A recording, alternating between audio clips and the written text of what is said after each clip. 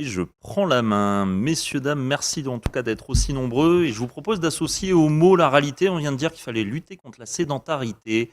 Donc je vais vous proposer de vous mettre debout et on va faire une petite hola globale un peu partout dans les 3 hôtels de région. Allez-y, levez-vous, ça va durer quelques secondes. Vous êtes prêts? Ouais. Oh, et vous pouvez vous rasseoir. Je vois que ça a bien travaillé dans les 3 hôtels de région, c'est parfait. Alors je vais vous proposer justement maintenant qu'on parle un petit peu de stratégie, de feuille de route et de dispositifs d'accompagnement. Et pour ça, je vais commencer par laisser la parole au conseil régional, et notamment donc à Claire Lagarde, qui est chef de projet prévention, accès aux soins, services santé de la région Nouvelle-Aquitaine, et qui sera accompagnée de sa collègue Pauline Viau, donc qui est à Poitiers, et qui est chargée de mission service sport de la région Nouvelle-Aquitaine. Claire, c'est à toi. Merci Thomas. Bonjour à toutes et à tous. Merci d'être présent à cette 11e conférence Innovae. Pour nous, c'est important de pouvoir effectivement étayer notre propos en disant que l'activité physique, c'est au quotidien. Et Thomas nous a fait une belle transition avec cette haut-là. On voulait aujourd'hui faire un petit zoom sur le programme régional Tu bouges t'es bien dont a parlé Marie-Laure Lafargue. Effectivement, pour la région, c'est Tu bouges t'es bien. C'est un programme qui se pilote aujourd'hui de manière coordonnée avec différentes directions au sein de la région qui doit permettre de promouvoir l'activité physique pour les publics, les 3 publics cibles qui sont les nôtres, les lycéens, les apprentis et les jeunes suivis en mission locale. La région, dans ce cadre-là, et vous l'aurez compris, elle travaille en étroit partenariat avec les collègues des 3 rectorats, de l'Agence régionale de santé et de la Drages, mais en même temps, elle travaille avec tout l'écosystème régional. Je pense à la mutualité, je pense à l'ORS, puisqu'on a travaillé avec eux sur l'enquête. Je pense également à la chaire Sport Santé, à tous les opérateurs et les offreurs. Ce programme régional Tu bouges t'es bien, il doit permettre d'augmenter l'activité physique pour ces jeunes de 16 à 25 ans. Et il s'est construit dans le cadre d'un pilotage régional et notamment un comité de pilotage régional où nous avons acté les 3 grands principes et les objectifs stratégiques. Vous l'avez vu dans la petite vidéo, mais je vous le rappelle quand même, c'est le premier objectif, aller chercher les jeunes les plus éloignés de la pratique, qu'ils aient des difficultés d'accès aux infrastructures, aux activités, en les plaçant au centre du renforcement de cette activité physique. Le second, c'est faire de la région Nouvelle-Aquitaine une région exemplaire autour de l'activité physique, que ce soit avec des actions sur les jeunes, sur les communautés et sur leur environnement. Et enfin, le 3e objectif, c'est de mobiliser les acteurs et de développer cette culture partagée. On est là aujourd'hui pour développer cette culture partagée. Ensuite, ce qu'on voulait aussi vous dire dans le cadre de ce programme Tu bouges t'es bien, c'est que les interventions, elles doivent être multiples, concomitantes et durables. Et elles doivent s'inscrire sur différents niveaux, sur les individus eux-mêmes, pour travailler sur la motivation, sur l'image du corps, sur les communautés au sens large, par des démarches par les pairs, travailler avec les familles également, les enseignants, les encadrants, et enfin sur les environnements, pour transformer les environnements et les modes de transport, puisque souvent on s'aperçoit que les jeunes ont des difficultés d'aller vers soit les équipements, soit les structures. Pour ce faire, nous, région, on a un dispositif d'accompagnement des actions qui s'est ouvert à partir de 2024. C'est l'appel à manifestation d'intérêt Prévana, Prévention Action en Nouvelle-Aquitaine. Dans le cadre de ce dispositif, on a 2 grandes priorités. La première, c'est de développer les actions structurantes et innovantes en matière de prévention et de promotion de la santé en misant sur l'activité physique. Et la seconde priorité, c'est la priorité, vous l'aurez compris, Tu bouges t'es bien, pour faciliter l'accès à des jeunes à l'activité physique en ciblant toujours les plus éloignés de la pratique pour effectivement se travailler sur la sédentarité. Et je retiens le mot de notre collègue de la Drages, c'est travailler sur le mur de la sédentarité, effectivement, éviter que ces jeunes n'aient pas de solution ou se heurtent à des difficultés. Dans le cadre de l'AMI, dans la priorité 1 de notre AMI, il y a deux grands objectifs. Le premier, c'est de soutenir les actions régionales et les opérateurs professionnels identifiés comme chefs de file, qui pourraient mettre en place des actions préventives et structurantes sur les enjeux d'activité physique. Et le second, c'est de favoriser l'émergence de projets structurants, locaux, innovants, qu'ils soient portés par des collectivités ou par des acteurs locaux qui reflètent les problématiques territoriales spécifiques et qui s'adressent directement aux jeunes. Sur la seconde priorité de l'AMI, 2 grands objectifs: faire de la région Nouvelle-Aquitaine une région exemplaire, et le second, c'est mobiliser les acteurs autour d'une culture partagée. dans ce cadre-là aujourd'hui sur l'objectif 2 de cette seconde priorité. Et ça a été dit tout à l'heure, c'est d'agir sur les comportements, de travailler à des actions qui permettent soit de changer les attitudes et les motivations des jeunes vis-à-vis de l'activité, soit de proposer des actions agissant sur les leviers d'engagement et de motivation, soit de proposer des actions de sensibilisation à destination de l'entourage. Également, de proposer des actions afin de promouvoir les mobilités actives, par exemple, ou de soutenir des actions de pair et danse et d'initiatives jeunes en s'appuyant sur nos réseaux territoriaux, que ce soit les référents jeunesse qui œuvrent dans les lycées, que ce soit les conseils de vie lycéenne, que ce soit les réseaux de référents dans les missions locales, avec le soutien de l'association régionale des missions locales ou dans les CFA. Je ne sais pas si on voit le PowerPoint, mais je suppose que oui. Moi, je ne le vois pas sur. Merci. Sur le soutien aussi à l'adaptation de l'environnement pour faciliter le mouvement, il s'agira de proposer des actions concernant les conditions environnementales qui favorisent l'activité physique ou de proposer des actions permettant d'intégrer la dimension de promotion de l'activité physique dans les politiques d'aménagement, puisque vous savez que la région de l'Aquitaine, elle est aussi compétente en matière d'aménagement du territoire, que ce soit dans les contrats locaux de mobilité, le plan régional santé-environnement ou dans le plan développement des transports scolaires. Et bien évidemment, dans le cadre des contrats de territoire, puisque dans les contrats de territoire, on a souvent des actions et des volets santé, des ingénieries santé. Enfin, sur l'objectif 2, mobilisation des acteurs pour développer cette culture partagée, on a souhaité mettre en place des temps d'échange de pratiques qui sont organisés par l'association Promotion en Santé, qui permettent de partager avec des acteurs territoriaux, mais également avec des chercheurs, toutes les ressources. Deuxièmement, de proposer des formations-actions à destination des acteurs engagés dans le programme régional Tu bouges, t'es bien, qui sont également organisées, et une conférence régionale, bien évidemment, et on est ensemble pour cette conférence.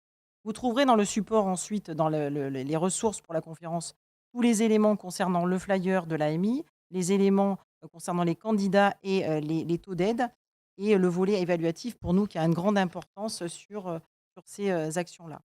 On a travaillé également avec nos collègues, et Marie-Laure Lafargue l'a dit tout à l'heure, du sport, pour avoir une démarche intégrée. Et je laisse la parole à Pauline Viau, ma collègue du service sport, pour vous présenter le dispositif d'aide à l'investissement.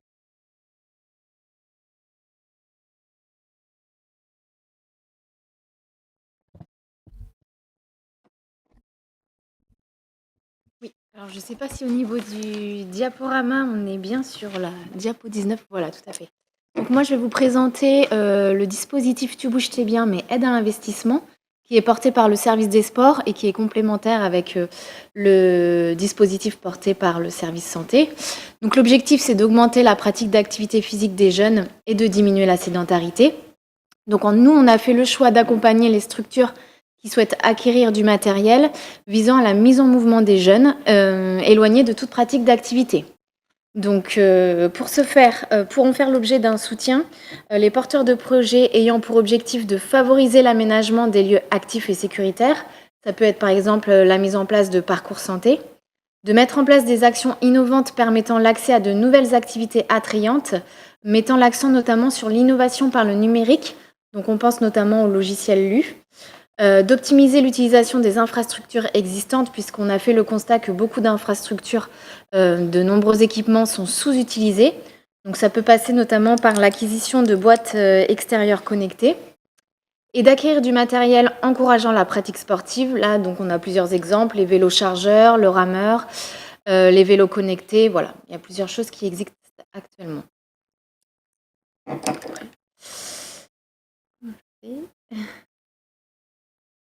Passer à la suivante. Voilà. Donc les enjeux, on les a évoqués tout à l'heure avec Claire, c'est d'aller chercher les jeunes les plus éloignés, de faire de la Nouvelle-Aquitaine une région exemplaire et de mobiliser les acteurs et développer une culture partagée et des démarches collaboratives pour la promotion de l'activité physique.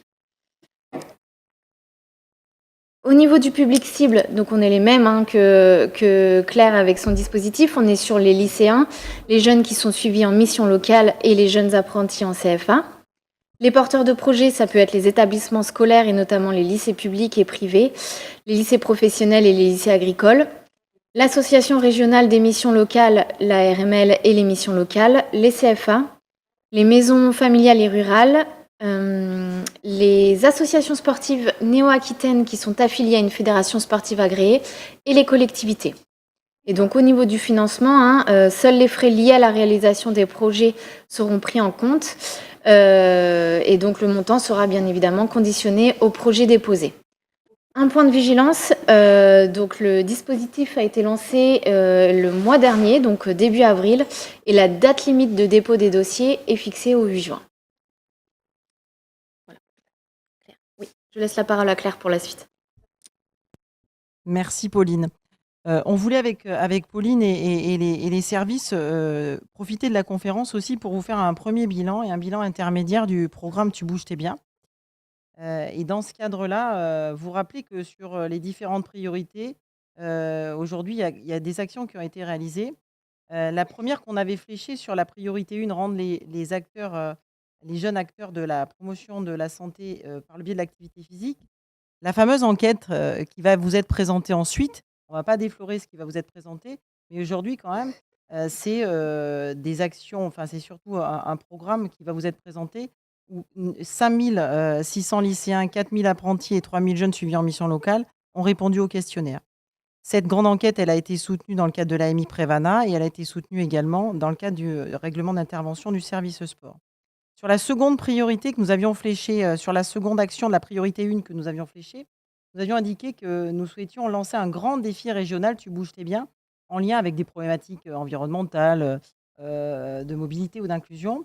Ceci a été fait puisque en fin 2024, nous avons testé ce défi par le biais d'une action qui a été réalisée par l'association Optimiste en lien et en partenariat avec l'association Jeunes et Rose dans 5 lycées de la région Nouvelle-Aquitaine et qui va se poursuivre en 2025. Ça a été soutenu dans le cadre de l'AMI Prévana. Sur la seconde priorité, faire de la Nouvelle-Aquitaine une région exemplaire, Pauline va vous effectivement donner les premiers résultats qui ont été réalisés. Pour l'action 1, intégrer un volet promotion de l'activité physique dans toutes les politiques portées par la région. Il faut savoir qu'il y a un groupe projet resserré qui est mis en place depuis 2022 avec le service santé, le service sport et le service équipement et fonctionnement des lycées. Et il y a également la création et l'animation d'un réseau interne des référents Tu bouges, t'es bien dans le cadre du pilotage interdirection.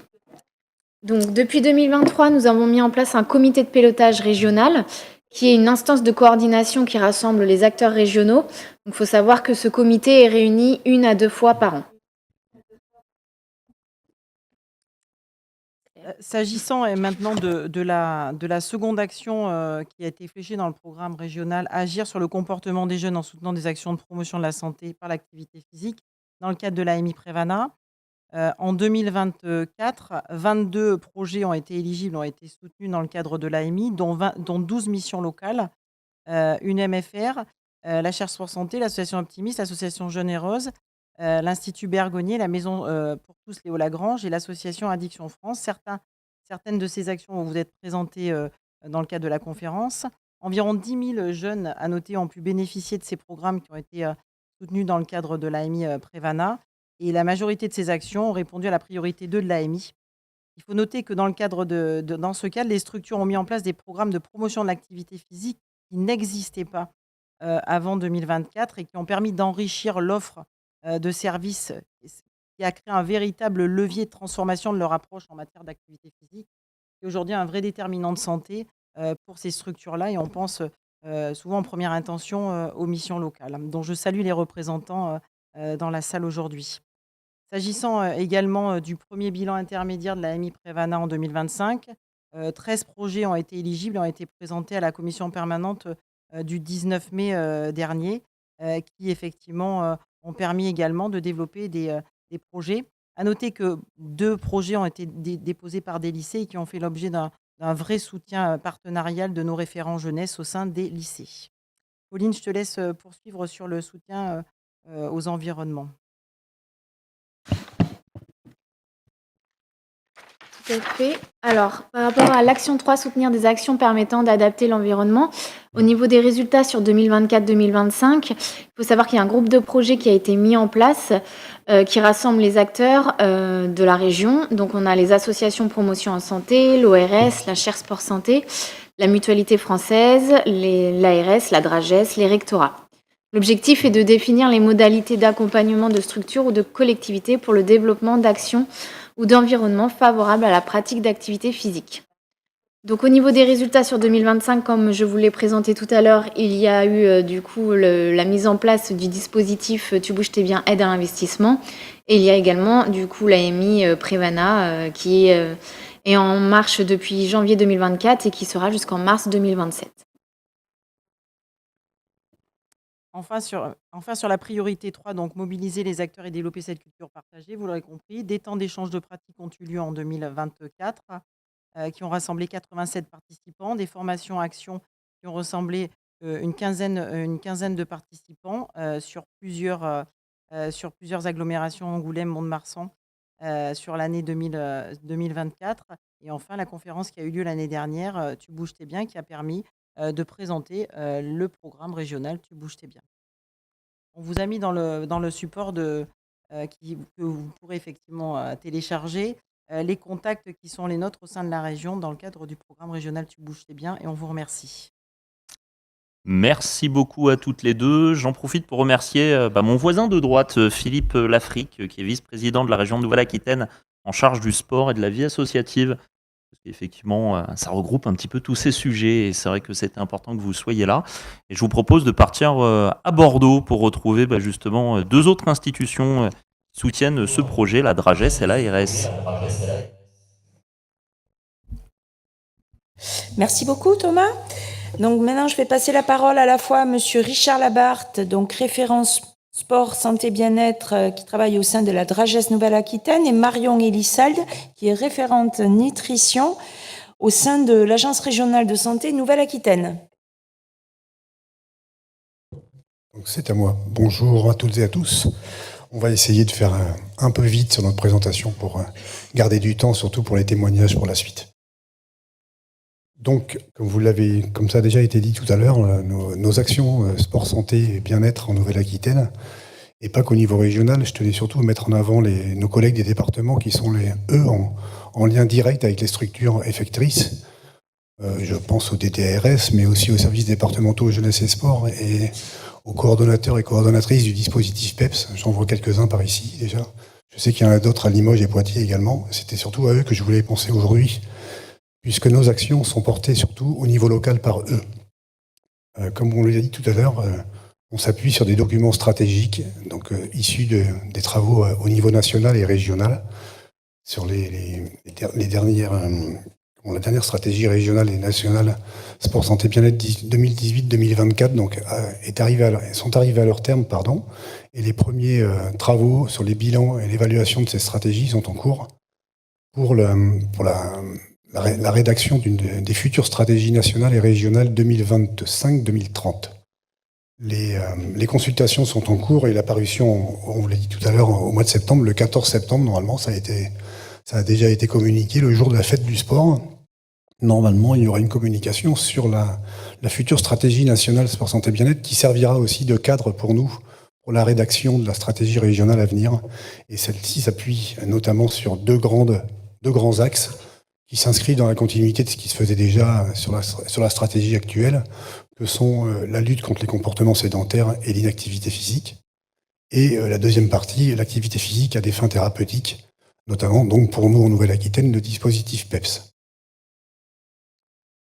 Merci. Donc au niveau régional, sans grande surprise, on va s'inscrire dans ces deux axes-là, et puis c'est dans la continuité en fait, puisque sur la première stratégie, pour mémoire, on avait un axe promotion, un axe prescription, et le dernier axe un peu en support sur de la recherche, sur de la communication, sur de la diffusion de données probantes. Donc on va rester dans cette lignée-là avec une focale plus forte, vous l'avez entendu déjà par nos directeurs, et ce sera redit aussi dans les échanges, les actions qui sont présentées, du public jeune. Et ce, aussi bien dans le cadre de la promotion, comme le disait Monsieur Lamarck, pour que naturellement on le souhaite, ou sinon avec un peu plus d'incitation, les jeunes pratiquent plus, mais aussi pas oublier la suite et tout au long de la vie, finalement, comment à des moments bien ciblés, on peut accompagner sur ce parcours d'activité physique quotidienne. Donc en termes de calendrier, ce qui est prévu pour nous, c'est d'être sensiblement dans le même tempo en fait que le tempo national, avec une formalisation du bilan et une nouvelle stratégie régionale au dernier trimestre 2025. Je vous ai mis à titre indicatif les chiffres de financement, on ne va pas les commenter, mais voilà, c'est le moment de vous les donner également.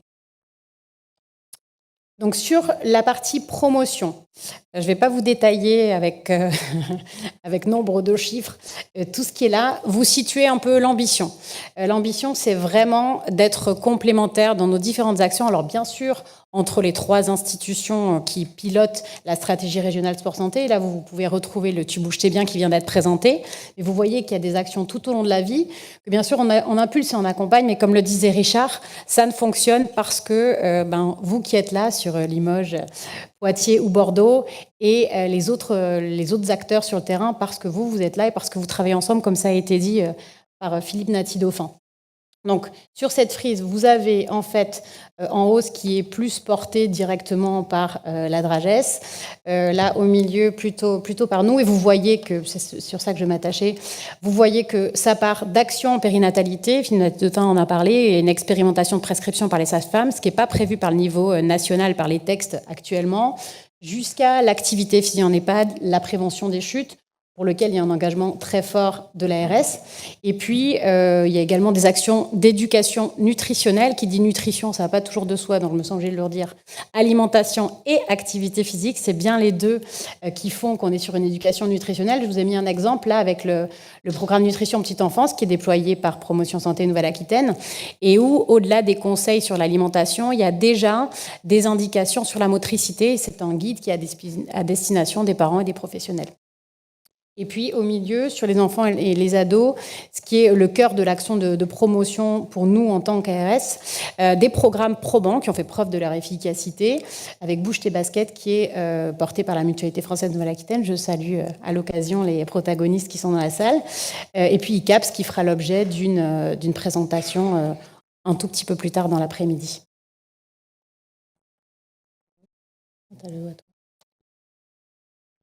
Donc du côté, on va dire, région académique, plus que Drages. Donc vous avez pu voir, effectivement, on en a parlé déjà tout à l'heure, des 30 minutes d'activité physique quotidienne. On sait qu'effectivement, c'est un dispositif qui peine encore à démarrer, mais malgré tout, des collaborations existent entre l'Éducation nationale et la Drages, notamment sur la mise en place dernièrement d'un séminaire à Limoges sur l'activité physique et la sédentarité et le rôle de l'école de demain sur ce sujet-là. Ça fait un peu suite justement avec le dispositif demain aussi, qui est un dispositif d'accompagnement des écoles primaires et des accueils collectifs de mineurs. Tout ça est porté par les services de la Drages, que ce soit Limoges, Bordeaux ou Poitiers, bien entendu. Et là, on fait un focus sur les dispositifs qui sont propres au sport santé. Il faut savoir que dès lors qu'on parle de développement de l'activité, que ce soit des sports de nature, que ce soit des programmes d'équipement sportif, tout concourt à la santé des pratiquants. Il y a bien entendu le dispositif plus 2 heures de sport, qui lui a le mérite d'être complémentaire au dispositif ICAPS qui sera présenté tout à l'heure. Justement, c'est aussi un petit peu le travail que l'on essaye de faire, de complémentarité autour des dispositifs, pour pouvoir accompagner des établissements scolaires qui se lanceraient dans les deux ou dans l'un des deux. On ne détaillera pas non plus le dispositif plus 2 heures, puisqu'aujourd'hui il est restreint au collège en REPRE+. Peut-être qu'il continuera encore à évoluer, on ne sait pas. En tout état de cause, il a permis quand même et comme tous les dispositifs, il a permis de remettre à l'activité physique bon nombre de jeunes dans les collèges qui en étaient éloignés, en proposant une offre, notamment via le mouvement sportif principalement, une offre d'activité physique complémentaire au programme d'EPS et au programme des associations sportives dans les collèges. Et puis un dernier programme qui est en cours, un dernier dispositif qui est en cours, qui est porté par les services de l'enseignement supérieur du rectorat d'Académie de Bordeaux, avec le concours de la Drages de promotion santé et de la conférence régionale du sport, un dispositif autour du sport pour les étudiants, avec notamment, principalement comme objet de cartographier et de répertorier l'ensemble des offres sport santé qui existent à proximité des grands pôles universitaires de la région Nouvelle-Aquitaine. Et bien entendu, autour de ça, se positionne un acteur majeur sur lequel on va revenir tout à l'heure et pour lequel on va faire un petit focus après, les maisons sport santé, puisqu'on en a déjà parlé. C'est vraiment, aujourd'hui, ce sont vraiment des structures très très importantes avec lesquelles on travaille de plus en plus.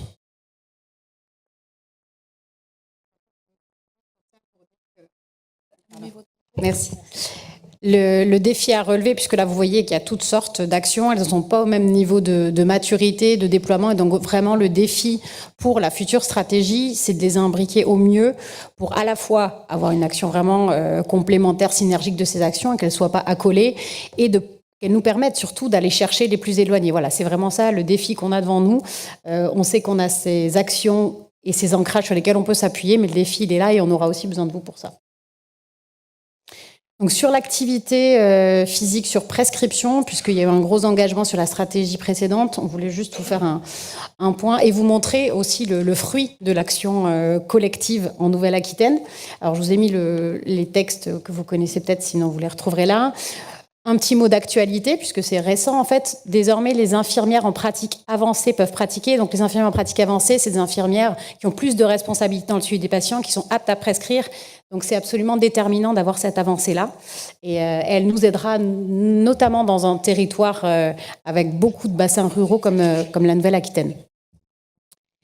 Sur la prescription d'activité physique, on se situe vraiment dans un parcours de santé centré sur l'activité physique avec des cadres qui sont définis notamment par la Haute Autorité de Santé et qui sont bien ancrés et dont l'enjeu pour la suite, pour la future stratégie, c'est vraiment de solvabiliser ces parcours-là et la place de l'APA dans ces parcours-là. Pour remettre un peu, pour ceux qui ne sont pas familiers avec tous les dispositifs, il y a ce cadre-là général, il y a ce parcours de santé. Le PEPS, c'est finalement pour nous le cadre régional et ce parcours de prescription qu'on ne trouve pas forcément dans d'autres régions. Et les maisons sport-santé, en tout cas sur ce volet prescription, sont un des vecteurs de ce parcours. Et donc la carte que vous avez là à droite, où vous trouvez en noir en fait les maisons sport-santé, et puis en rouge ou en jaune les lieux de plateforme d'évaluation, là où on peut être évalué conditions physiques, et puis également niveau d'activité physique, entretien motivationnel pour faire le point et orienter au mieux, et puis les ateliers passerelles pour les publics les plus éloignés de la pratique. Donc on a un maillage de proximité quasiment partout. Il y a encore des zones blanches parce que c'est pas simple de mailler l'ensemble des territoires. Mais dans la plupart de la région, il y a des plateformes d'évaluation et des ateliers passerelles à moins de 20-30 minutes. Sans vous détailler tous les chiffres du PEPS, et Philippe en a déjà indiqué quelques-uns, là vous avez les chiffres généraux, on voit que la montée en charge, et surtout en post-Covid, ça a pris du temps, sachant que les premières années, c'est minoré puisqu'on n'a pas forcément de système d'info. En tout cas, ce qu'il faut voir surtout, c'est sur les 2 dernières années où on fait des augmentations vraiment majeures, et on voit que le dispositif prend vraiment son essor. Au niveau des publics qui sont accueillis, donc là, une moyenne d'âge encore élevée, donc l'enjeu auquel travaillent tous les acteurs du PEPS, c'est vraiment de pouvoir prescrire plus tôt et rejoindre des publics plus tôt, notamment par la médecine du travail. Ce n'est pas la seule voie, mais c'en est une. Vous dire aussi, sans tout détailler, qu'on n'accueille pas tout public non plus. On a pour 76% des hommes et 69% des femmes, ils sont en situation de surcharge pondérale, et on a 44% d'obésité. Et souvent, c'est déjà cumulé avec un certain nombre de pathologies, ce qui joue sur le fait que le médecin estime que c'est important de prescrire, ce qui fait que le patient peut adhérer à cette prescription, ce qui fait surtout que c'est un dispositif qui, s'il n'existait pas, ferait que ces personnes-là probablement ne pratiqueraient pas. Alors il y a des enjeux au niveau des premières années de la vie, mais après on sait qu'à mi-vie, c'est comme on le documente bien et on y travaille depuis plusieurs années, ce qui se joue à 40, 50 ans, 60 ans, c'est l'espérance de vie en bonne santé, et qui est différent de l'espérance de vie. Il y a un gros écart entre l'espérance de vie en bonne santé. Et donc, il faut vraiment qu'on joue sur ces différents jalons, les premiers âges de la vie et aussi à cette mi-vie. Alors, au-delà des chiffres, effectivement, du nombre de personnes, on n'a pas de chiffre de progression, mais de mémoire. Quand je suis arrivé en 2020 sur la thématique, il y avait 92 structures partenaires en Nouvelle-Aquitaine qui proposaient à peu près 110 activités différentes. Aujourd'hui, à l'heure où on vous parle, il y a 1600 activités référencées pour 911 structures, donc avec un taux de progression qui est énorme. Ça ne veut pas dire que tout le monde accueille tout le monde, que toutes les structures accueillent du monde. Néanmoins, aujourd'hui, on s'appuie sur un réseau de structures partenaires, que ce soit des associations, des collectivités, des structures privées également, qui accueillent tous les gens qui sont reçus dans le cadre du dispositif PEPS. Et avec des programmes, avec les 3 programmes que vous connaissez dans le dispositif PEPS, les programmes Déclic, Élan et Passerelle, qui font appel à différents niveaux de limitation fonctionnelle pour les patients qui sont reçus et bilantés. Donc, on voit aussi ici le progrès qui a été fait sur les années et la légitimité en tout état de cause du dispositif. Alors on parlait des MSS tout à l'heure, c'est pareil.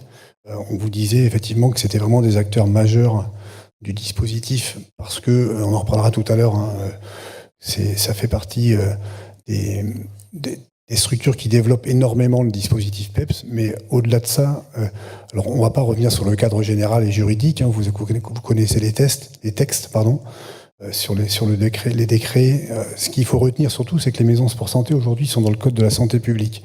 Et ça, c'est assez marquant. Il y a un cahier des charges qui s'appuie sur différentes missions qui vont de l'information, l'accueil, l'orientation, la formation. Donc un cahier des charges qui est très dense, mais qui aujourd'hui tend à se développer un peu partout. Le déploiement régional s'est fait en plusieurs étapes. De 2019 à 2022, on a eu des campagnes de labellisation, puis une campagne d'habilitation aujourd'hui qui s'est terminée, qui a eu lieu en 2023. Pour notre part, on a fait la visite de l'ensemble des maisons sport santé qui existent en Nouvelle-Aquitaine. On y reviendra tout à l'heure sur le nombre et sur la synthèse qu'on est en train de réaliser de ces visites, puisque la dernière visite a eu lieu pas plus tard que la semaine dernière à Rion-des-Landes sur un projet de maison sport santé. Un dernier mot sur le déploiement, et comme ça laissera plus de place au témoignage pour la séquence suivante. On a 59 maisons sport santé habilitées. Il y a des portages variés. Grosso modo, vous avez là le type de structure. Hein. Structure de santé sportive, des assos dédiés au sport santé, structure sociale, collectivité. À l'exception des structures sociales, on va en avoir 2. Les autres, c'est autour de 10-15 structures de chaque type, en fait. Et c'est assez varié. Ensuite, au niveau du périmètre qui est pris en charge, les périmètres couverts, ils peuvent être vraiment différents à l'échelle de l'EPCI, d'une localité ou d'un territoire de CPTS. Et puis, il y a quelques maisons sport santé départementales. Donc, les 2 qui sont dans la Vienne, elles ont vraiment une envergure départementale. Elles sont ramifiées en antennes pour fonctionner. Pour les autres, quand vous voyez maisons départementales, en fait, elles viennent plutôt en appui aux autres maisons sur des territoires carencés, par exemple. Financement, vous pouvez les lire. Et surtout, vous dire que les maisons sport santé en Nouvelle-Aquitaine, elles déploient prioritairement le dispositif PEPS, c'est un peu le socle incompressible, et on peut être amené à les soutenir aussi sur d'autres projets, donc sur effectivement de l'accueil de personnes en situation de handicap, de rejoindre des personnes en situation de précarité, c'est ce qu'on disait tout à l'heure, d'aller chercher les personnes les plus éloignées de la pratique, etc., etc. Il peut y avoir aussi par la DRAGES un financement de fonctionnement et d'investissement, ça c'est pour la partie accompagnement. Et on va s'en arrêter là pour maintenant. Merci beaucoup. Je vais passer la... Pardon, on peut applaudir. Merci beaucoup.